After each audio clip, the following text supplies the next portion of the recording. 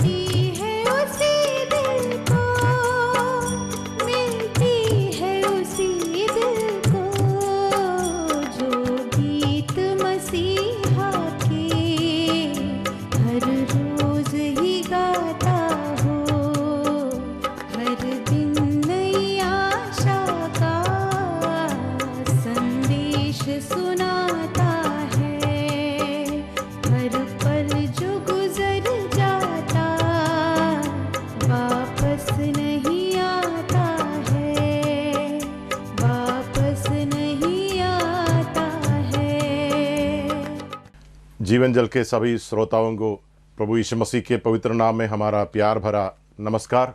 आप सबों को हम धन्यवाद देते हैं क्योंकि आपने फिर से आपका बहुमूल्य समय निकालकर परमेश्वर के वचन को सुनने के लिए आपने इच्छा प्रकट किया।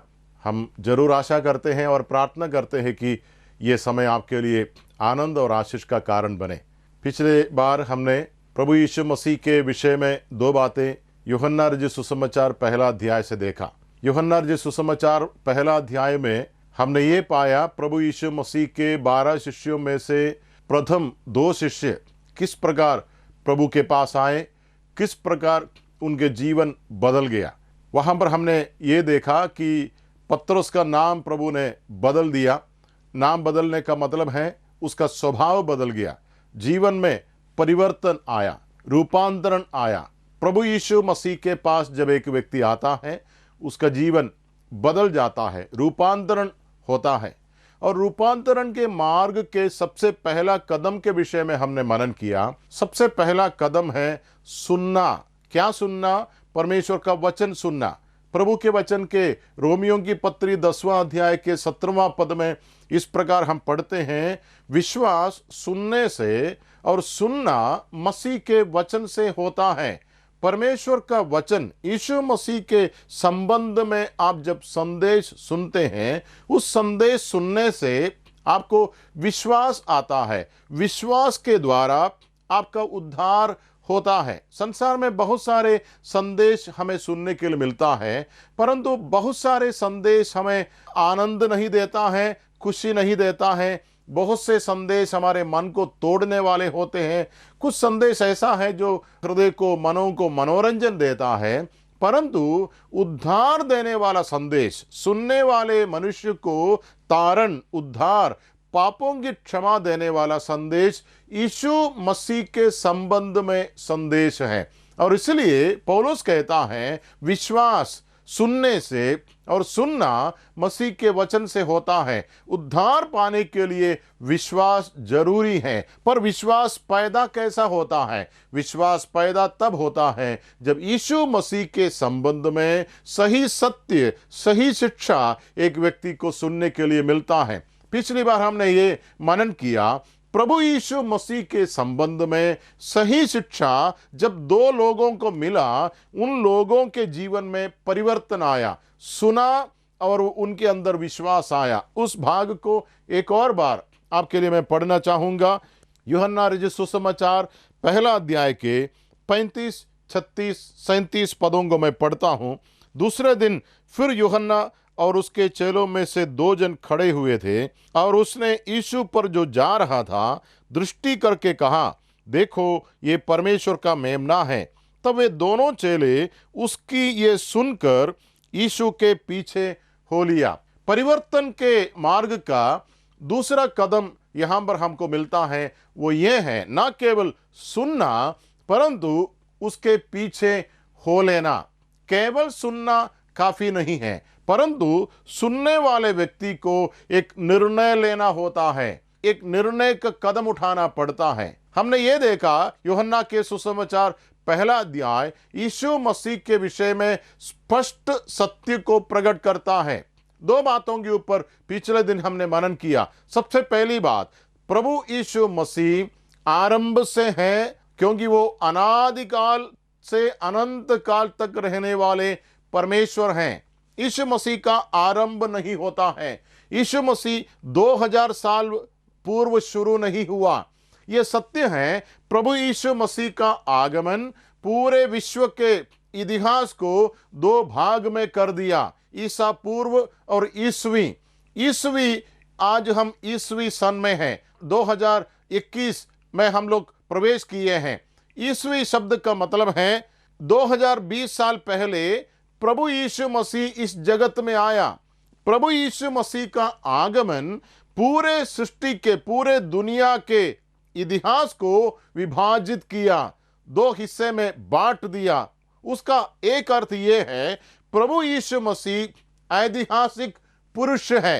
प्रभु यीशु मसीह के विषय में जो बातें हैं, संदेश हैं, ये कथा नहीं है, कल्पना नहीं है, अनुमान नहीं है, कहानी नहीं है, ये सच्चाई है, हकीकत है। क्योंकि यीशु मसीह ऐतिहासिक पुरुष हैं, संकल्प का एक पुरुष नहीं है, परंतु ऐतिहासिक पुरुष हैं। यीशु मसीह जिस गांव में पैदा हुआ वो गांव आज भी फलस्तीन देश में अस्तित्व में है, वो गांव बेतलहम गांव है। परंतु ये सोचना बहुत ही गलत है कि यीशु मसीह का शुरुआत बेतलहम में हुआ, यीशु मसीह का शुरुआत 2000 साल पहले हुआ। ये गलत है, क्योंकि बाइबल प्रभु यीशु मसीह के विषय में जो बातें हमें सिखाता है वो ये है, प्रभु यीशु मसीह आरंभ से हैं, अनादिकाल से अनंत काल तक यीशु मसीह हैं। और हमने ये देखा यीशु मसीह के विषय में बाइबल बताती है यीशु मसीह सृष्टि करता है,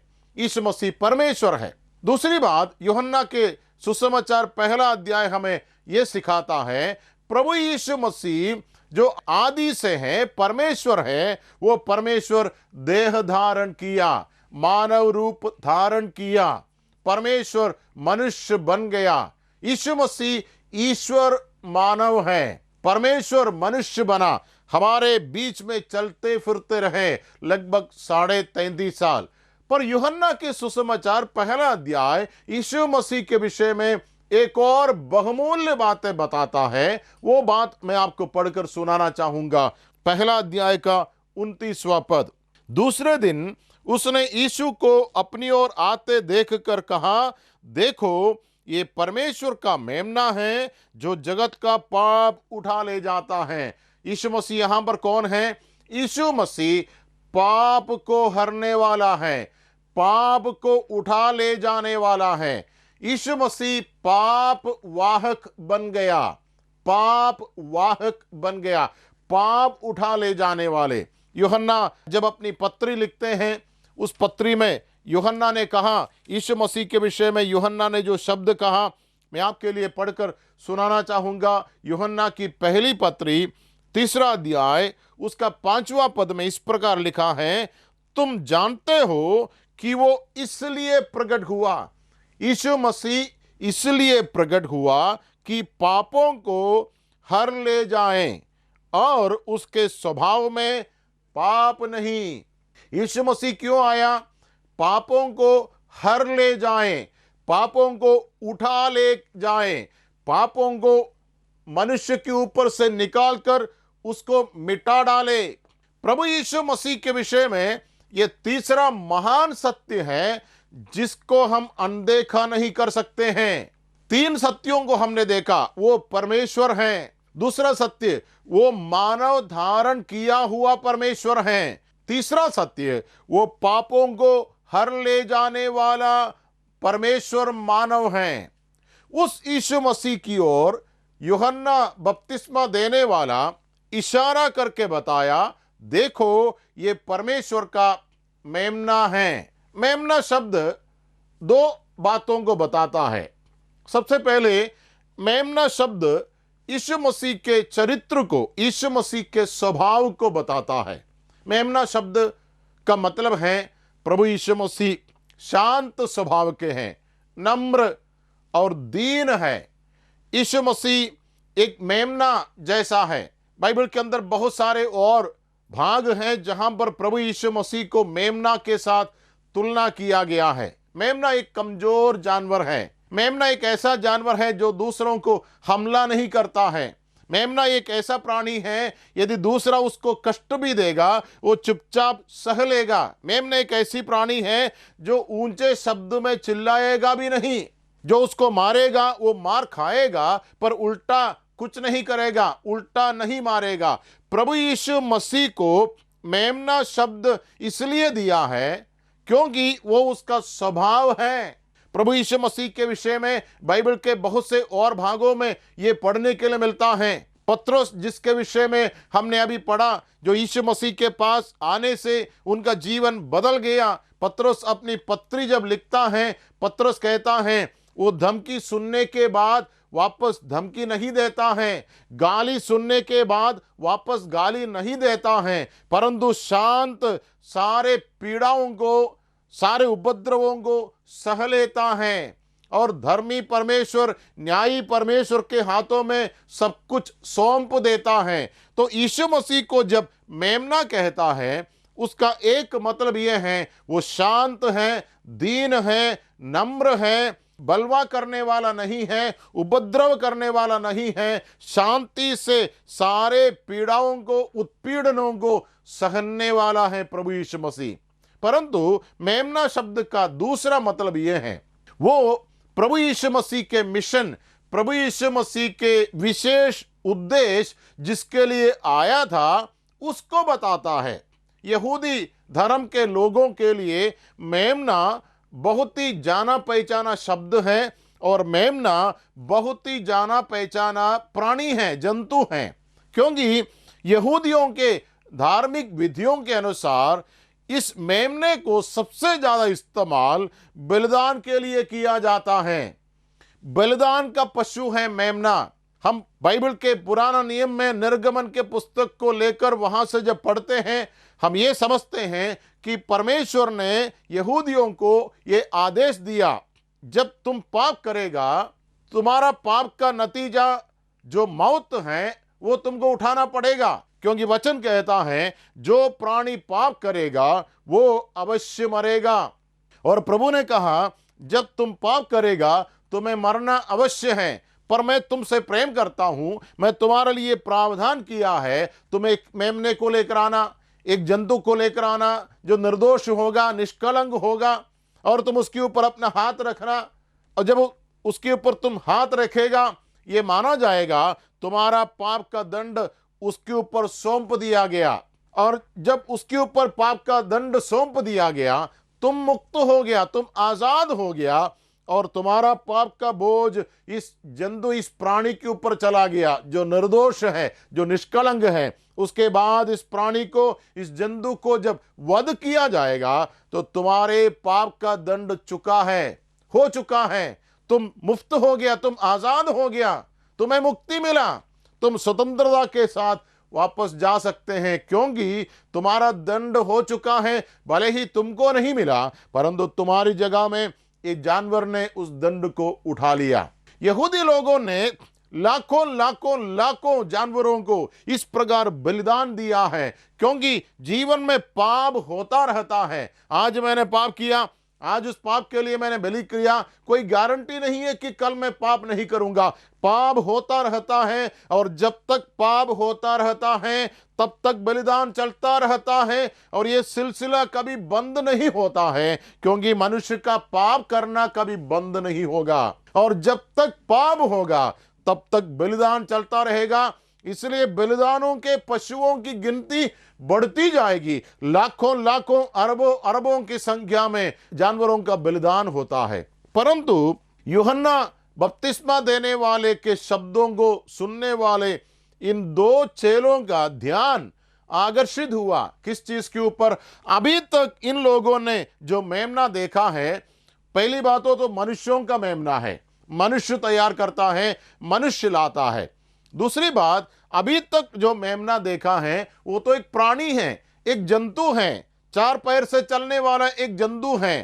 परंतु सबसे पहली बार यूहन्ना के शिष्यों ने एक ऐसा मेमना को देखा जो स्वयं परमेश्वर का मेमना है, अर्थात जो परमेश्वर की ओर से आया हुआ मेमना है, जिस मेमने को परमेश्वर ने भेजा है, सबसे पहली बार देखा। दूसरी बात, इन शिष्यों ने सबसे पहली बार एक मानव मेमने को देखा है। अभी तक जो मेमना देखा है वो तो जानवर है, परंतु पहली बार इन दोनों ने एक मानव मेमने को देखा है। हमने पढ़ा, जब इन दोनों ने सुना, वे दोनों चेले उसकी ये सुनकर यीशु के पीछे हो लिया। एक निर्णय हो गया, एक परिवर्तन आ गया। जब वचन सुना, सत्य का वचन सुना, एक परिवर्तन आ गया। मैं ऐसा समझता हूं इन दोनों शिष्यों को कुछ बातें जरूर समझ में आया, स्पष्टता के साथ समझ में आया। उसमें सबसे पहली बात यह है, यदि ये पापों को उठाने वाला परमेश्वर का मेमना है तो ये मेरे लिए है। क्यों? क्योंकि मैं पापी हूं। इन दोनों को ये एहसास हो गया, मेरा जीवन का समस्या मेरा पाप है। हर रोज पाप के साथ मुझे कुश्ती लड़ना पड़ता है, संघर्ष करना पड़ता है। पाप मेरा जीवन का एक अटूट हिस्सा हो गया। हालांकि मैं पाप करना नहीं चाहता हूं, फिर भी मैं पाप करता हूं, पाप कर बैठता हूं, क्योंकि पाप मेरे अंदर बसा हुआ है। वचन के अंदर ऐसा लिखा है, पौलुस प्रेरित कहता है, मुझ में अर्थात मेरे शरीर में कोई अच्छी वस्तु वास नहीं करती, मुझ में पाप बसा हुआ है। यह केवल एक मनुष्य की कहानी नहीं, ये सारे मानव जाति का हालत है। हम सबों के अंदर पाप बसा हुआ है, इसलिए हम पाप करते हैं। हमें पाप के साथ संघर्ष करना पड़ता है, हम नहीं चाहने पर भी पाप करना पड़ता है। पौलुस कहता है, जो अच्छा काम मैं करना चाहता हूं मुझसे होता नहीं, जो गंदा काम मैं पसंद नहीं करता हूं मैं वही करता हूं। उसका मतलब मुझ में पाप बसा हुआ है। यूहन्ना बपतिस्मा देने वाले के दोनों शिष्यों को अपना पाप का एहसास हो गया, उनको समझ में आया हमारे जीवन में सबसे ज्यादा हमको तकलीफ देने वाला विषय हमारा पाप है। हालांकि बहुत सारे बलिदान अभी तक कर चुका है, परंतु इस पाप के गुलामी से अभी तक हमें मुक्ति नहीं मिला। और यहां पर इन दोनों शिष्यों को जीवन में पहली बार एक ऐसा मेमना देखने के लिए मिला जो परमेश्वर की ओर से निर्धारित मेमना है। दूसरी बात, ये एक मानव मेमना है, परमेश्वर का मेमना। इन दोनों को समझ में आया। हमारा सवाल का उत्तर यह है, हमारी समस्याओं का समाधान यह है, हमारा पाप की समस्या को दूर करने वाला यह है। क्योंकि इससे पहले हमने पढ़ा, यूहन्ना कहता है ये परमेश्वर का मेमना है जो जगत का पाप उठा ले जाता है। उस शब्द का मतलब यह है, एक बार यदि वो पाप उठा लेकर गया, फिर वो पाप के बारे में आपको चिंता नहीं करना है। भाई बहन, यदि आपको लगता है पाप आपकी समस्या है, आपकी समस्या का उत्तर है यीशु मसीह, आपकी समस्या का समाधान है यीशु मसीह। क्योंकि दुनिया में बलिदान जो आप करते हैं उसमें से कोई भी बलिदान पाप को हर ले जाने वाला बलिदान नहीं है। हम पाप की क्षमा के लिए इस दुनिया में जो कुछ भी प्रयत्न करते हैं, कोई भी प्रयत्न संतुष्टि देने वाला प्रयत्न नहीं है। आपने एक बार किया फिर करना पड़ेगा, क्योंकि आप पाप करते रहते हैं, पाप करना कभी बंद नहीं होता है। और इसलिए मनुष्य का परिश्रम और बलिदान चलता रहेगा। लेकिन परमेश्वर की तरफ से एक सनातन हमेशा के लिए समाधान परमेश्वर ने नियुक्त किया। वो समाधान है प्रभु यीशु मसीह, पापी का बचाने वाला परमेश्वर की तरफ से प्रावधान है, परमेश्वर का समाधान है। 2000 साल पूर्व जब प्रभु यीशु मसीह संसार में आया, प्रभु यीशु मसीह एक ही उद्देश्य से आया। हम सभी लोग संसार में जीने के लिए आते हैं, हम मरना नहीं चाहते हैं, कोई भी मरना नहीं चाहते हैं। सब लोग चाहते हैं अपनी आयु को लंबा करें। अपनी आयु को बढ़ाने के लिए लोग लाखों करोड़ों रुपया खर्चा करते हैं। क्यों? क्योंकि मनुष्य मरना नहीं चाहते हैं। हम चाहते हैं कि जितना दिन इस जिंदगी को खींचे उतना दिन हम खींचना चाहते हैं। परंतु यीशु मसीह जीने के लिए नहीं आया, यीशु मसीह मरने के लिए आया। उसके आगमन का एकमात्र उद्देश्य था मरना है। क्यों? क्योंकि वो पाप वाहक बनकर आया, पाप को हर ले जाने वाले, पाप को उठा ले जाने वाले, पाप को उठा ले जाने के लिए आया। 2000 साल पूर्व प्रभु यीशु मसीह जब क्रूस पर मरा, यीशु मसीह क्या कर रहा था? यीशु मसीह पाप को हर ले जा रहा था। यूहन्ना कहता है वो इसलिए प्रकट हुआ कि वो पाप को हर ले जाए। यीशु मसीह क्रूस पर क्या किया? यीशु मसीह क्रूस पर पाप को उठा ले गया। और इसलिए प्रभु का वचन कहता है अब जो यीशु मसीह में है उन पर दंड की आज्ञा नहीं है। उसका मतलब एक बार यदि आप प्रभु यीशु मसीह के बलिदान के ऊपर विश्वास करोगे, आप ये मानोगे, स्वीकार करोगे, प्रभु जी मैं पापी हूं, मुझे नरक का दंड अवश्य मिलना चाहिए, नरक के दंड के योग्य पाप मैंने किया, अनगिनत पाप मैंने किया, परंतु उन सारे पापों का दंड जो मुझे नरक मिलना चाहिए, वो नरक का दंड मेरा प्रभु यीशु मसीह ने उठाया, मेरे लिए क्रूस पर चढ़ा, मेरा पाप उठा ले गया, हर ले गया। मैं विश्वास करता हूं प्रभु यीशु मसीह जो मृतकों में से जी उठा, उस प्रभु को अपने हृदय के अंदर मैं स्वीकार करता हूं। मेरा स्वामी, मेरा राजा बनकर प्रभु जी आप मेरे अंदर वास करिए, मैं अपना जीवन आपको समर्पण करता हूं। यदि आप एक बार प्रभु यीशु मसीह को विश्वास के द्वारा अपने जीवन में स्वीकार करोगे, ये निर्णय आप लोगे, आपका पाप की समस्या हमेशा के लिए समाप्त हो जाएगा। फिर आपके पाप के क्षमा के लिए, फिर आपके पाप की समस्या के समाधान के लिए आपको कुछ नहीं करना है, क्योंकि प्रभु यीशु मसीह ने आपके लिए वो समाधान का काम कर चुका है। और इसलिए प्रभु यीशु मसीह जब क्रूस पर मरा, यीशु मसीह के अंतिम शब्दों में से एक शब्द ये था, सब कुछ पूरा हो गया, पूरा कर दिया। मेरे भाई बहन, आपके तारण, आपके उद्धार, आपके पापों की क्षमा के लिए जो कुछ भी करना था यीशु मसीह ने किया। आपको कुछ नहीं करने का, आपको सिर्फ प्रभु यीशु मसीह को अपने हृदय के अंदर स्वीकार करना है। जब आप स्वीकार करोगे, यीशु मसीह आपके अंदर आएगा, आपका प्रभु और आपका मालिक बनेगा। फिर आपको कोई बलिदान करने की जरूरत नहीं। यीशु मसीह एक ही बलिदान है जो हमेशा के लिए सारे मानव जाति के लिए परमेश्वर की ओर से नियुक्त किया है।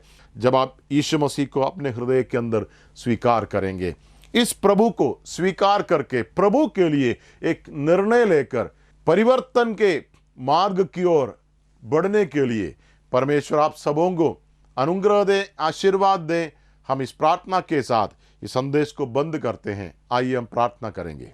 परमेश्वर दयालु पिताजी, हम आपको धन्यवाद देते हैं आपके वचन को सुनने वाले प्रत्येक भाई और बहन के लिए। उन्होंने अपना कीमती समय निकाला, प्रभु के वचन सुनने की इच्छा प्रकट किया। धन्यवाद देते हैं और प्रार्थना करते हैं कि आप इन प्रिय लोगों को बहुतायत से आशीर्वाद दे, परमेश्वर को करीब से जानने के लिए मदद करिए। यीशु मसीह के द्वारा जो मुफ्त में मिलने वाला अनंत जीवन है, उसको प्राप्त करने के लिए हमारे एक एक श्रोता को मदद करिए। यदि हमारे श्रोताओं में से कोई पीड़ित है, कोई बीमार है, कोई संकट मुसीबत के बीच में से गुजरते हैं, आप उनकी समस्याओं को दूर करिए। प्रभु आप उन्हें आश्वासन दे, तसल्ली दे, अपने करीबी उनको दीजिए। प्रभु प्रार्थना करते हैं, सारा आदर महिमा सम्मान हम आपको देते हैं, आपके प्रिय पुत्र और हमारे प्रिय उद्धारकर्ता प्रभु यीशु मसीह के अति श्रेष्ठ नाम में इस प्रार्थना को करते हैं। सुने और ग्रहण कर ले, आमीन। परमेश्वर आप सबों को आशीर्वाद दे, प्रभु को महिमा मिले। अगर परमेश्वर ने इन वचनों के द्वारा आपसे बातें किया है और आप इन विषय पर अधिक जानकारी प्राप्त करना चाहते हो या किसी प्रार्थना के विषय को बांटना चाहते हो, तो निसंदेह हमें संपर्क करें। हमारा पता Jeevan Jal Nav Bhavna building 422 SVS road, post box number 19161, Prabha Devi, Mumbai 400025। प्रार्थना एवं मुफ्त बाइबल कॉरेस्पॉन्डेंस कोर्स के लिए हमें संपर्क करें। अपना नाम और पूरा पता तुरंत SMS करें। Mobile number 089-925-80744।